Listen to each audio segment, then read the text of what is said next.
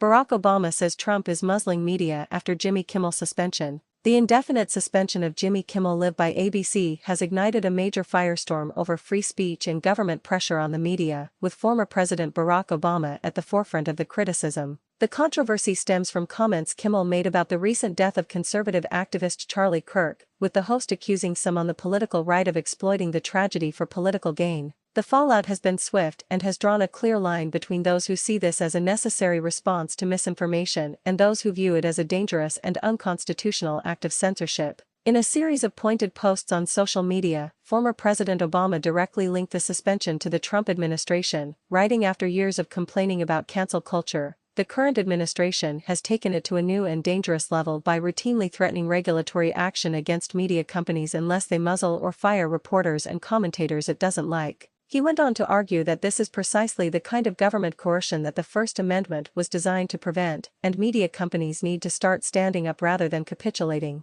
Obama's comments came after the chairman of the Federal Communications Commission, FCC, Brendan Carr, who was appointed by President Trump, publicly suggested that ABC and its affiliates could face fines or license revocation if action wasn't taken against Kimmel. Carr called Kimmel's comments truly sick and said the agency had a path forward for suspension. This warning, delivered on a right-wing podcast, was seen by many as a direct threat. Soon after Carr's statements, a major domino effect began. Nexter Media Group, a major owner of ABC-affiliated stations, announced it would preempt the show indefinitely, citing Kimmel's offensive and insensitive remarks. Other affiliate groups followed suit, and then, in a stunning move, ABC itself announced the show would be preempted indefinitely, a decision many saw as a capitulation to government and corporate pressure. President Donald Trump, for his part, celebrated the suspension, calling it great news for America on his social media platform. During a press conference in the UK, he dismissed the free speech concerns, claiming Kimmel was fired cause he had bad ratings and was fired for lack of talent.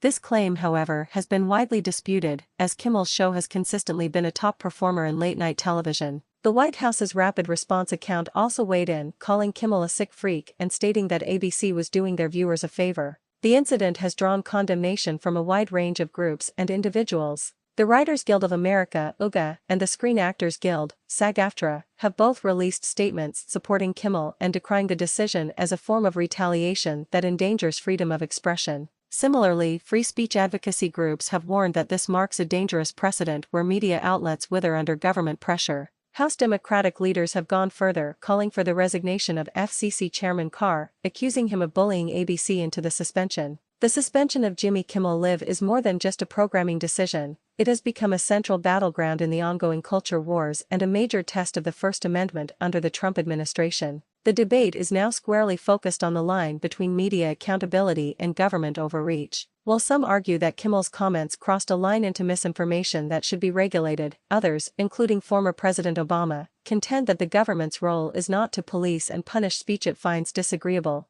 but to protect a marketplace of ideas from exactly this kind of coercion. The future of the show and the implications of this incident remain uncertain.